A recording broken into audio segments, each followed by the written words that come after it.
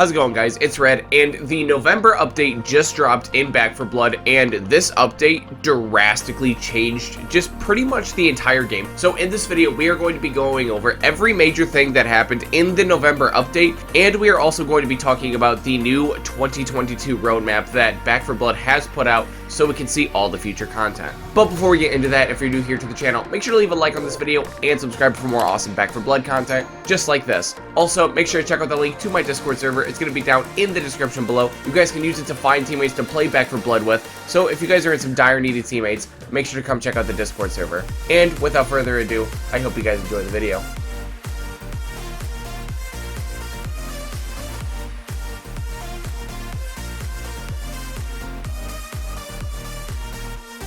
Alright, so here we are in the actual Back 4 Blood update. Now, I'm gonna leave a link to this website in the description below so you guys can check out everything if you want, because I am only going to be going over the card updates just so I can show you how this update majorly affected just the game in general and how it's going to affect most people when they play. But there are a bunch of percentage fixes and stuff like that, and, you know, stumble fixes and stuff like that. If you're interested, I'm gonna leave a link to it so you can check out everything.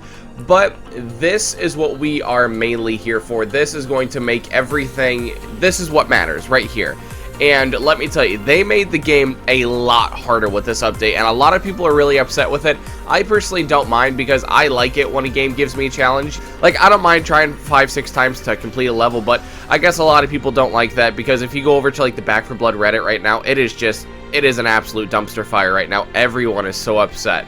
Now, the first card up that changed is Batter Up. Now, the melee damage is adjusted from 40% to 50%, so it used to give you 50% extra melee damage. Now, it only gives you 40% melee damage. Now, you're gonna notice a theme throughout this update, and that is that melee got nerfed really hard, and I honestly think it was just because melee was a little too good. I used to play a lot of melee builds, you know, back when the game first came out, and basically just a lot before this update. Now, I don't know, melee just might not even be usable, because Brazen also got hit, and it's making our stamina efficiency adjusted from 20% to 30%, which, I mean, in simple terms means we're not going to be able to swing as much before we run out of stamina. So not only are we doing less damage, we're also swinging less before we run out of stamina. Now, the next card is Breakout. Now, this one actually got a buff because it decreased the use time to 3 seconds from 4 seconds. So it takes us 3 seconds to break out rather than 4. And I actually think that this is a really good fix, because I did think Breakout was kind of a terrible card. Like, I'm not gonna lie, I never saw myself using it. I thought 4 seconds was far too much. I thought carrying a stun gun was much easier. I just thought Breakout was a terrible card. Now, I think it's okay, but I don't know, I'll have to play around with it. Now, up next, Face Your Fears. This also got nerfed, and this was also a card that melee builds used, adjusted to 2 temporary health per kill rather than 3. And, I mean, I don't know why they just decided to kill melee.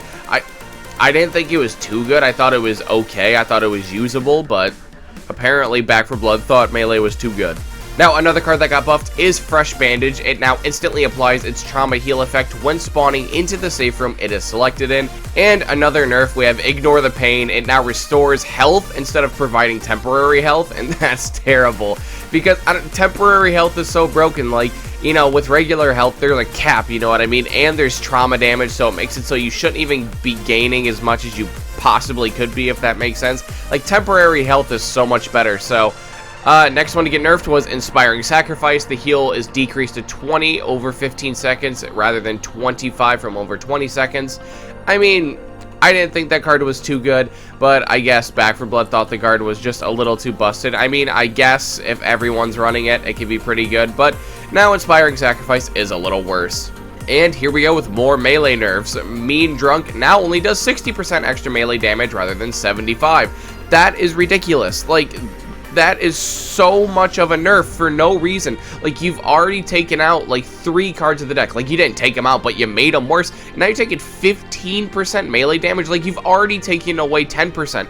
So they've taken away 25% of our melee damage. Like, that is ridiculous, along with not being able to swing as much before running out of stamina.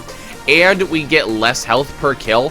Like, I don't know what they have against melee specifically, but that is the main thing that they're nerfing, because most of these other things have been buffs, but I don't know, because Meth Head's up next. Stamina efficiency adjusted to 30 from 40%. Like, you know, they made it so we can swing less. It's ridiculous. I didn't think Melee was too good, but apparently Back 4 Blood did. Now, up next, this is probably the biggest kick in the balls. We got Money Grubbers. It now grants 3 bonus copper per stack rather than 5, and a max bonus of 75 from 100.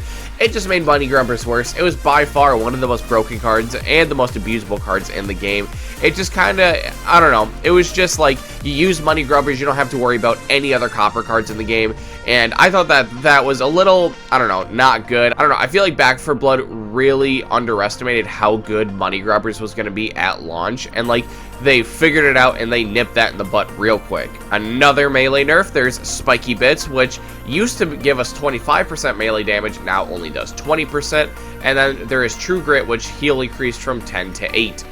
Now, this was all of the card updates, and basically the only thing that you really need to know is there was a few buffs, minor buffs, and I don't know, like 5 cards out of melee just got drastically hit. So I don't know why it is the way that it is. I also do think that this game got significantly harder, because just the main thing you need to know from everything else in this update is that everything got stronger, basically, especially the tall boys. The tall boys, they have like more stumble damage, they have more health, the ogres got more health, and they made the weak spots on the ogres like do less damage, if that makes sense. So yeah, they made Nightmare a lot harder with this update, basically because, like, they inadvertently made it harder because they made all the cards worse. Like, I don't know, I thought that they should have made the cards better, honestly, just so that Nightmare was a little more, I don't know, accessible to be completed by other people, because just how it is right now, it's like, you have to be a top-notch player with a top-notch crew with a top-notch deck to beat Nightmare right now. And I'm like, I'm okay with that being how it is, but I figured Back 4 Blood, just like as a company, would want more people to try to complete their Nightmare mode. So, and just making all their cards worse, like, that's not how I expected it to go. I'm not necessarily mad about it, though. I'm not going to be like everyone on Reddit that's just, you know, complaining about it. I actually think it's cool. Like I said, I like when games are challenging. I like when I have to try 5-6 times to get an objective. But, I mean, this is a little much, man. Now, but moving on from the update, we now have the Back 4 Blood roadmap, which got released. Now, in November, we have the quality of life improvements and major bug fixes. That is the update that we just saw. But in December, there's going to be all new features, new supply lines, hidden practice area, and a holiday seasonal event. Now, we don't have any information on what the holiday seasonal event is, but I'm sure it'll be fun. With solo offline with campaign progression, which sounds to me like you can just actually play solo and get supply points, which, I mean, thank God. I honestly hate that I'm forced to go with randoms to get supply points, or I have to wait till my friends are online to get supply points. Like, I thought that was just a really big flaw in the game, but now, like, I can just play by myself and get supply points. That's going to be awesome. Now, we're also going to be getting a new card type and all new cards, which I am very excited for. I love how just this game works and how you can grind it out for more cards to try out different decks. And, I mean, it just makes more sense with new supply lines. I mean, thank you. I'm very happy it's not just going to be cosmetics. We're going to have new cards, and I don't know. I'm really happy that they're adding new cards this early because, I don't know, the game does get a little stale once you unlock all the cards, because afterwards you're just trying to do cosmetics, and it's like not as fun grinding for cosmetics as it is just for like the actual cards itself, if that makes sense. Now, in 2022, there's going to be a new difficulty. Now, I actually don't know what this means. I don't know if this means that there's going to be a new mode like easier to recruit, or like in between recruit and veteran, or if they're going to have like Nightmare 2.0, you know what I mean? Like make something harder than Nightmare. I can't imagine that they would, or how that's even possible, but I'm sure they'll find a way to do it. There's going to be new player cards, new corruption cards. There's going to be a new co-op mode. Now, I mean, it doesn't really give us any information, but a new co-op mode. There's going to be melee updates and quality of life improvements. I don't know what they mean by melee updates either. Like, maybe just fix how it works in the game, or maybe they'll just make some of the cards not as bad, because I don't know, like, melee is just terrible now. And with the annual pass, expansion 1 is going to be Tunnels of Terror coming in 2022. That's going to be the new campaign that's going to be coming out. Now, I mean, I can only guess that this is just going to be a tunnel that the Abomination was in, and, you know, it's just going to obviously be, like, all ridden, filled, and stuff like that, and that's what we're going to be doing. Now, on your bottom right, it also says we are going to be getting all new cleaners, ridden, activity type, weapons, cards, and exclusive skins.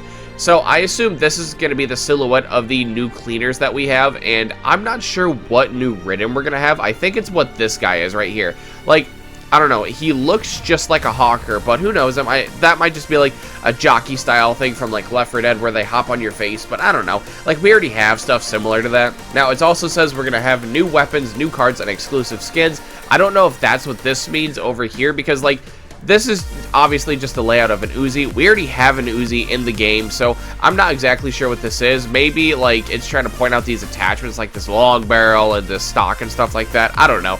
Along with the bats, maybe, like, this is trying to say, like, one of these guys can, like, dual-wield melee weapons or something like that.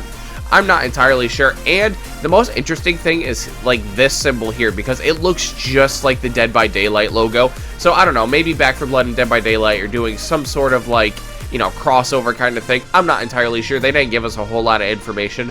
But this is going to be the Back 4 Blood roadmap for the rest of this year and the start of 2022.